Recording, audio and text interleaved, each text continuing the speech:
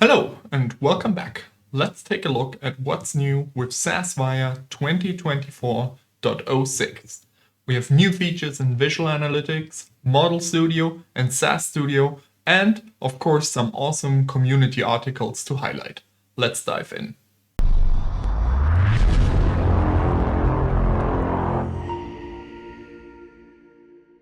Here we are inside of SAS Visual Analytics, where I want to take a look at what's new with the text topic object in Visual Analytics.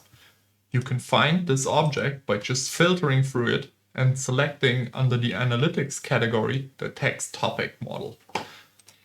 In here, we have two new things. First is this header line up here that when you are in the editing mode of the report, you can actually go in and change how the text topics are derived from here. So for example, you can change the maximum topics or you can change the language.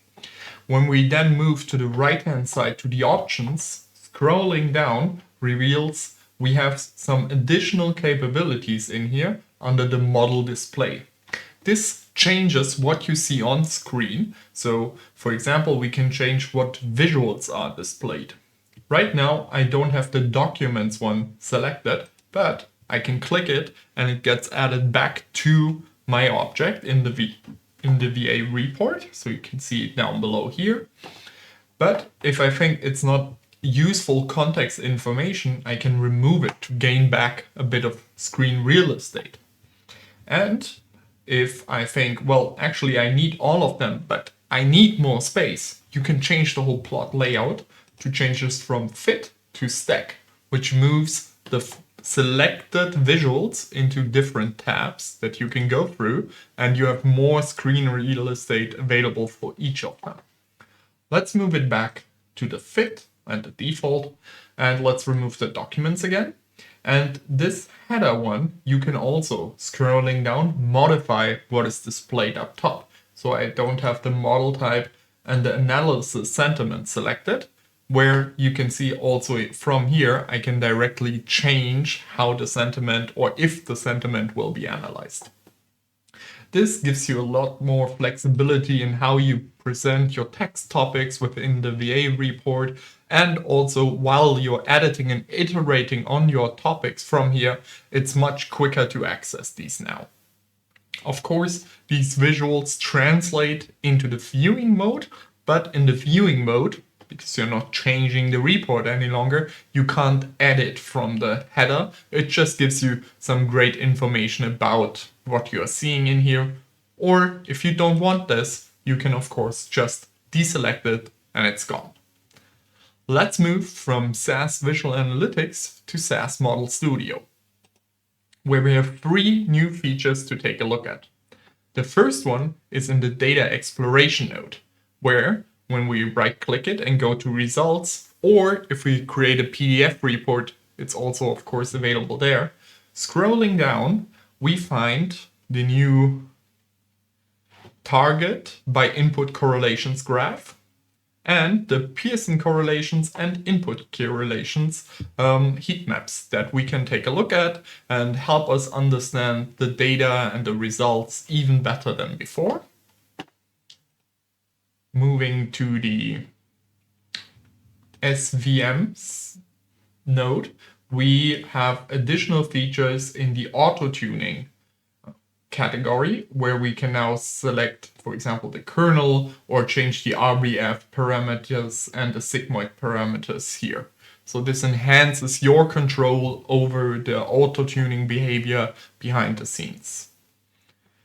In addition, the segment profile node, which can be found in the miscellaneous category, along with the data exploration node, can now also be added under the decision tree node, not just the clustering node as before. And then again, right-clicking it or creating the PDF report gives you access to its output to help you understand the result from your decision tree better and in a more visual way. Now, moving back from SAS Model Studio to SAS Studio, where we have a number of new steps available to us. This time, we have 3 new steps in the optimization and network analysis category, 3 new steps in the statistics category, 1 new step in the visualize data category, and 2 in the text analytics section.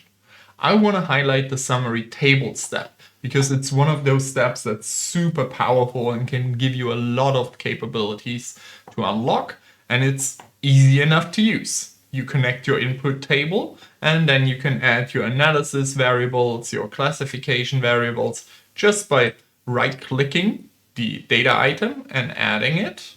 And of course, if you select the measure or numeric variable, you get the additional capabilities for those.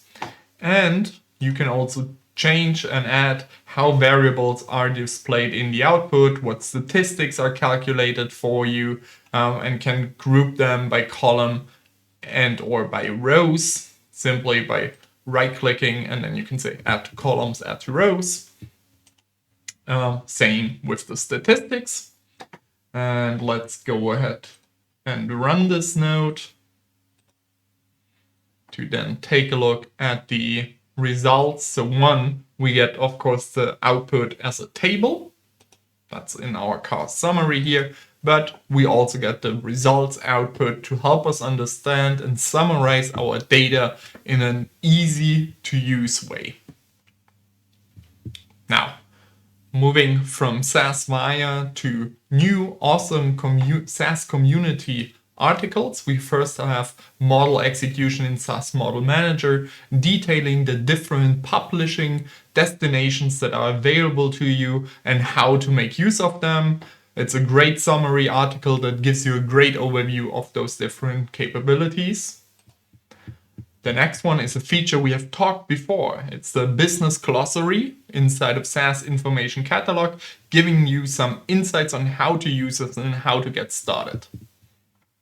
And finally, the SAS Jedi himself gives us an introduction to manipulating data with base SAS. It's a 3-part series right now, and you can dive in and learn a lot of new tricks about how to, manipulate data with base SAS. Thank you for watching. I hope you learned something new, found some new capability you are interested in, and see you next time. Bye bye.